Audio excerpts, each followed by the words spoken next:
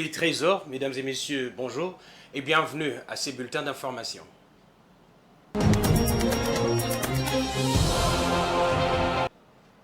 Ouvrons ces bulletins avec une brève de hauts magistrats de la Cour de cassation, du Conseil d'État et de parquet près ces juridictions nommées par ordonnance du 17 juillet 2020 et du 15 août 2023 ont prêté serment devant le président de la République Félix Tshisekedi.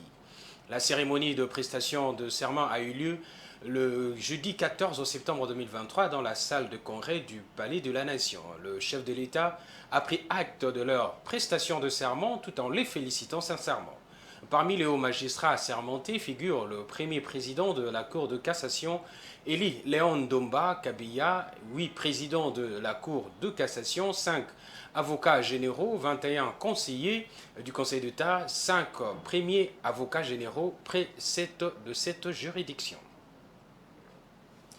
La République démocratique du Congo perd chaque mois plus d'1 million de dollars américains à cause de l'occupation de Bunagana par le M23, soutenu par les troupes rwandaises. C'est ce qu'a révélé le porte-parole du gouvernement Patrick Muyaya lors du briefing qu'il a animé hier avec la ministre d'État en charge de la justice et garde de Sceaux, Rose Mutombo.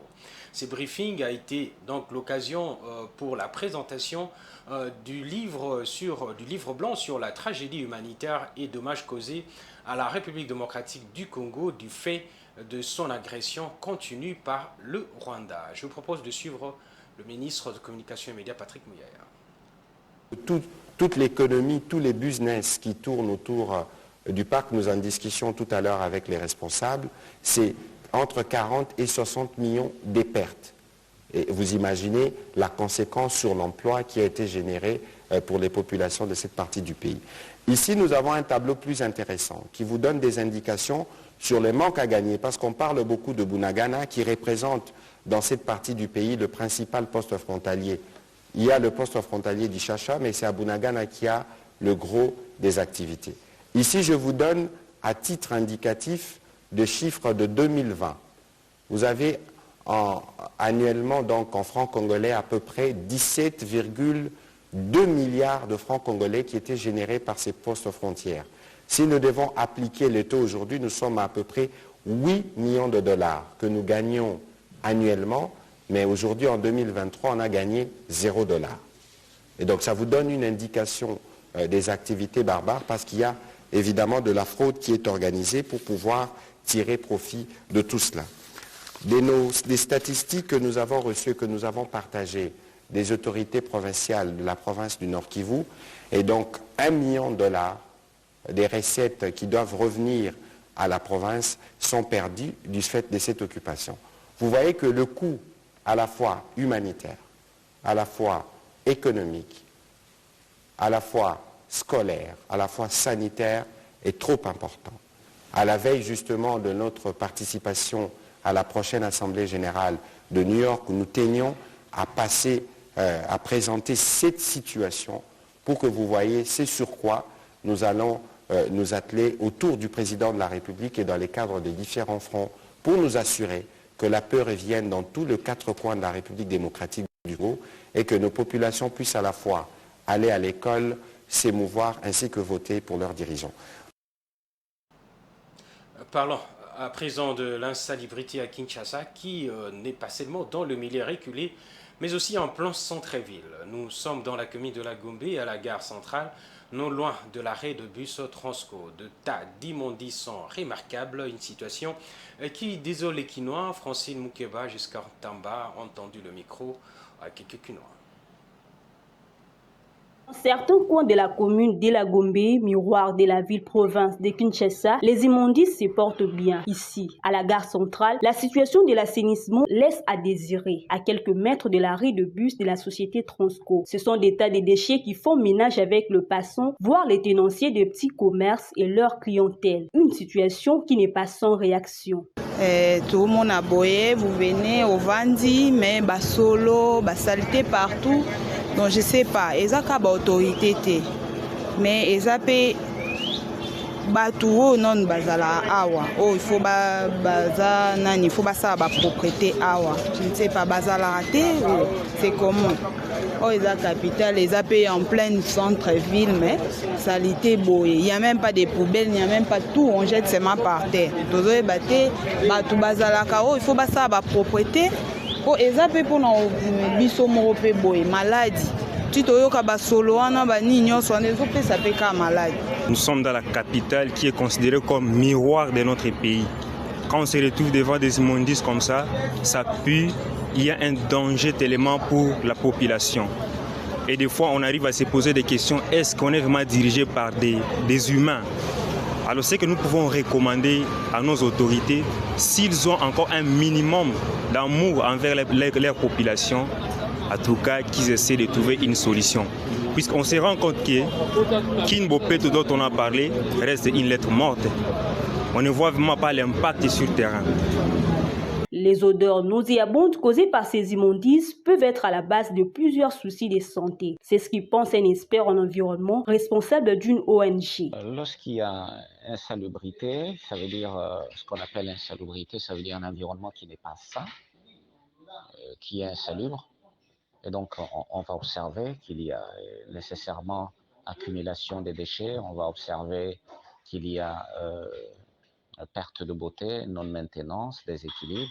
Probablement, on va observer un dégagement assez élevé des gaz, gaz carbonique, gaz multiples, gaz méthane. Il y a plusieurs gaz qu'on appelle les gaz à effet de serre, différents gaz. Et les gaz vont donc se répandre dans le milieu. Lorsque les gaz se répandent dans le milieu, comme c'est le cas pour la gare centrale, mais aussi il faut voir maintenant sur l'avenue Willery, vous avez non seulement cette accumulation d'insalubrité qui peut être constituée des déchets, mais également des eaux qui sont usées et qui ne coulent pas et donc qui s'accumulent, ça rend insalubre. Dans une ville-province où les autorités urbaines prônent le Kinshasa Bopeto, entendez Kinshasa propre, il est bon à loi qu'une solution pérenne soit trouvée. Cela épargnerait plusieurs Congolais de certaines pathologies, surtout celles dites de main sale, mais aussi de la pollution d'air. Afin de réduire le déficit du logement, l'État ivoirien a signé un accord de près de 45 milliards de francs CFA avec la Banque arabe pour le développement économique en Afrique afin de construire 7500 logements sociaux. Une annonce faite par le ministre de la Communication et de l'économie numérique ivoirien le 13 septembre 2023. Suivez cet élément.